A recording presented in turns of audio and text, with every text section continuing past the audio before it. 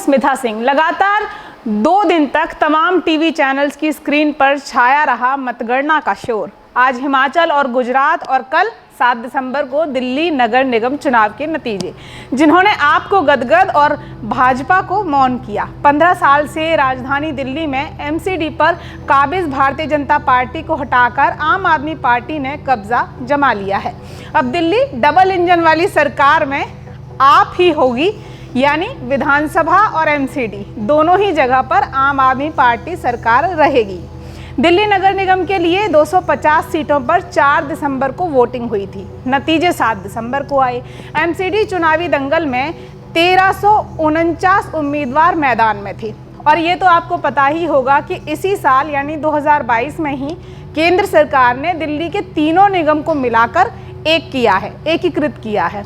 परिसीमन के बाद निगम में जो वार्डों की संख्या थी वो घट गई थी। एमसीडी में पहले वार्डों की संख्या जो थी वो 272 थी, लेकिन परिसीमन होने के बाद वार्ड घटकर 250 हुए। इन्हीं 250 वार्डों पर चुनाव हुआ, जिसके लिए बीजेपी और आम आदमी पार्टी ने सभी वार्ड्स पर उम्मीदवार मैदान में उतारे। वहीं कांग्रेस ने 247, निर्दलीय 282 और अन्य पार्टियों जैसे बीएसपी के 132 वार्ड्स पर, एनसीपी के 26 वार्ड्स पर, जनता दल यूनाइटेड के 22 वार्ड्स पर प्रत्याशी उतरे। चुनाव के नतीजे जो रहे, आम आदमी पार्टी ने बीजेपी को बेदखल करते हुए 250 में से 134 वार्ड्स पर कब्जा जमाया, जबकि कांग्रेस को मात्र 9 वार्ड्स पर फतह मिली। अन्य के खाते में गई 3 सीटें। ये जीत इशारा करती है कि आने वाले वक्त में राजनीति का एक नया अध्याय लिखा जाएगा, क्योंकि जो केजरीवाल खुद तीसरी पार्टी के तौर पर बनने का सपना देख रहे हैं, वो धीरे धीरे ठीक या फिर कहें मजबूत होता नजर आ रहा है। अब देखना दिलचस्प होगा कि 2024 तक केजरीवाल की पार्टी और खुद केजरीवाल राष्ट्रीय पार्टी, राष्ट्रीय नेता बन पाते हैं या नहीं। वैसे तो लोकसभा चुनाव 2024 की रूपरेखा काफ़ी हद तक गुजरात चुनाव पर आधारित होगी, क्योंकि एक तरफ केजरीवाल हैं जो नेशनल लीडर बनने की ओर अग्रसर हैं, और दूसरी तरफ है कांग्रेस, जिसकी कमज़ोर होती कड़ियां बार बार ये संकेत दे रही हैं कि कहीं आने वाले वक्त में कांग्रेस नेशनल से एक क्षेत्रीय पार्टी बनकर न रह जाए। हालांकि राहुल की भारत जोड़ो यात्रा की जो जी तोड़ मेहनत है, जो जी तोड़ कोशिशें हैं, वो जारी हैं। असर भी दिख रहा है। दिल्ली निगम में भले हताश किया हो कांग्रेस को, लेकिन हिमाचल में कांग्रेस मजबूती का इशारा कर रही है, वहाँ मजबूत पकड़ बनाए हुए है। वैसे पिछले कुछ समय में देखें तो भारतीय राजनीति और चुनाव का चेहरा काफ़ी बदला है, क्योंकि आज वोट धर्म, जाति या विकास से ज़्यादा मुफ्त की योजनाओं जैसे बिजली, पानी हो या अन्य कोई मुफ्त की योजना हो, उस पर ज़्यादा मांगे जाते हैं। एग्जिट पोल में दिल्ली एमसीडी चुनाव में आपकी एक तरफा जीत बताई जा रही थी, लेकिन ऐसा देखने को नहीं मिला। बीजेपी ने उसे कड़ी टक्कर दी, और बीते नतीजों से यदि इसको कंपेयर करें, यानी 2017 के नतीजों से आंकें, तो बीजेपी की निगम में जीत आज की आप वाली जीत से ज़्यादा मजबूत थी। फिलहाल निगम में आपका बहुमत रहा है, भले ही थोड़ा कमज़ोर रहा हो, लेकिन आम आदमी पार्टी का बहुमत है, कम नंबर से ही सही, क्योंकि एमसीडी चुनाव में आम आदमी पार्टी को लगभग 42% वोट मिले हैं, जबकि विधानसभा चुनाव में मिले थे 53.57% वोट। अब सवाल ये कि 11% वोट कहाँ गए।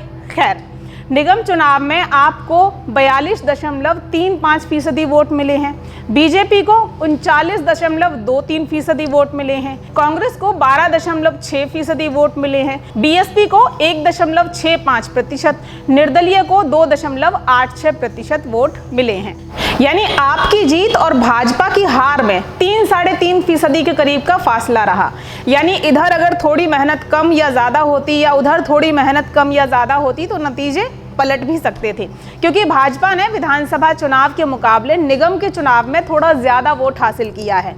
करीब 0.72% वोट ज़्यादा मिला है भाजपा को।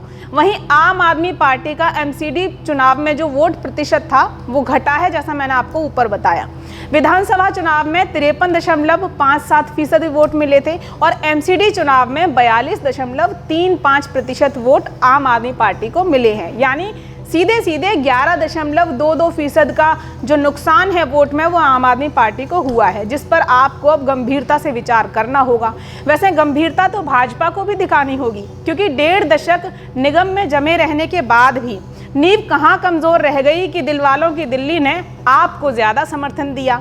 इस पूरे चुनाव में कई अहम सीटों पर यह भी देखने को मिला कि दिल्ली के जिन इलाकों में भाजपा का गढ़ था वहां आम आदमी पार्टी ने अपनी झाड़ू चलाई, और जहां पर आम आदमी पार्टी का बोलबाला था उन ज़्यादातर इलाकों में कमल खिला। जैसे दिल्ली की सबसे चर्चित सीट कहें तो चांदनी चौक, वार्ड नंबर 74। ये सभी 250 वार्ड में आबादी के लिहाज से दिल्ली में सबसे छोटा वार्ड है। ये सीट बीजेपी का गढ़ रही है, लेकिन जीत मिली झाड़ू को।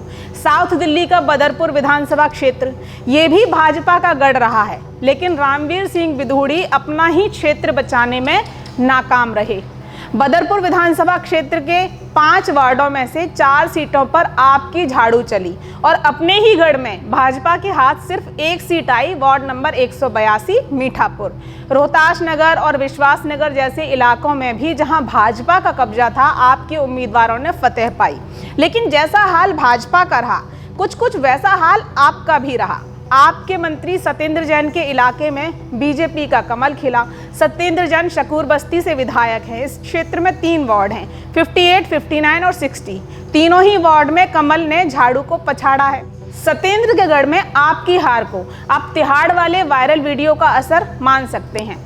आप जीत से भले फूली न समा रही हो, लेकिन मनीष सिसोदिया के इलाके में आपका जो कमज़ोर होना था वो भी एक बड़ा संकेत है कि कहीं ना कहीं आम आदमी पार्टी भी पिछड़ी है। पटपड़गंज, जहां से मनीष सिसोदिया विधायक हैं, इस क्षेत्र में 4 वार्ड हैं, इनमें से 3 पर कमल ने जीत हासिल की है। सिर्फ पटपड़गंज वार्ड है, वार्ड नंबर 179, जहां से आपको जीत मिली है। बाकी मयूर विहार, फेज़ 2, विनोद नगर और मंडावली में भाजपा के प्रत्याशियों ने जीत हासिल की है। लेकिन कुल मिलाकर भाजपा की 3 बार की जीत पर इस बार आपने झाड़ू फेरा है। हालांकि जैसा मैंने पहले कहा कि ये जीत पिछली बार वाले भाजपा के 181 के बहुमत से थोड़ी कमज़ोर है, लेकिन पूर्ण बहुमत की जीत आम आदमी पार्टी को मिल गई है। और अब 5 साल के लिए निगम भी। तीसरी दफ़ा सीएम बनने के बाद आखिरकार आपने निगम में भी झाड़ू लाकर दम लिया है।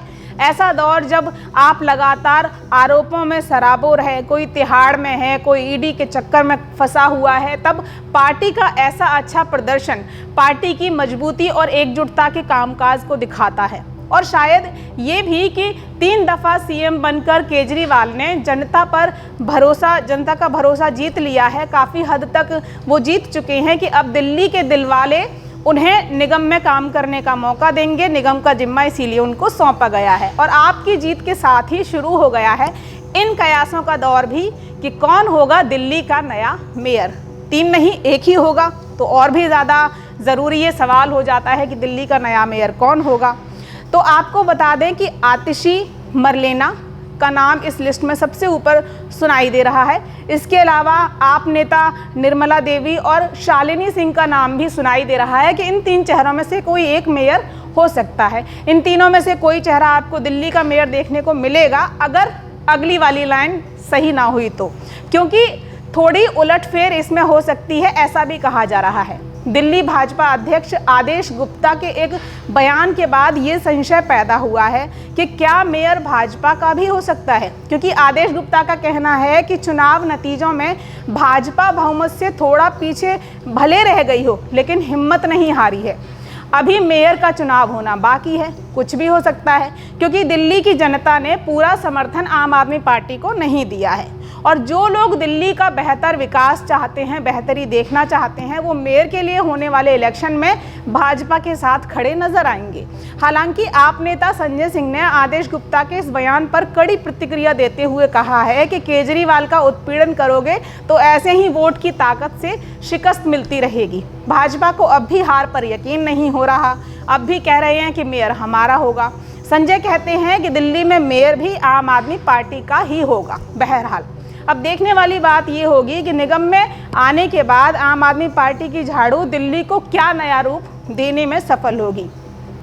केजरीवाल तो कह रहे हैं कि अच्छे होंगे 5 साल, एमसीडी में भी केजरीवाल, लेकिन सफाई, शिक्षा, सरकारी कर्मचारियों के समय का सदुपयोग, सरकारी सुस्ती से त्रस्त कारोबारियों की कसक, अन्ना मवेशियों का सरदर्द, पार्किंग प्रॉब्लम जैसी तमाम समस्याएं हैं जिनका निदान करने के लिए अब आम आदमी पार्टी को अपनी कमर कसनी होगी। पूरे करने होंगे वो वादे जिनके दम पर ये जीत आम आदमी पार्टी ने पाई है। वीडियो यदि आपको पसंद आया हो तो लाइक और शेयर ज़रूर करिए। यदि आप अभी तक हमारे चैनल का हिस्सा नहीं बने हैं तो देश रोज़ाना के यूट्यूब चैनल को सब्सक्राइब भी ज़रूर करें। देखते रहिए देश रोज़ाना। नमस्कार। हमारे साथ जुड़े रहने के लिए देखते रहिए देश रोज़ाना का यूट्यूब चैनल सब्सक्राइब कीजिए। साथ ही देश रोज़ाना की खबरें सबसे पहले देखने के लिए प्रेस कीजिए बेल आइकन।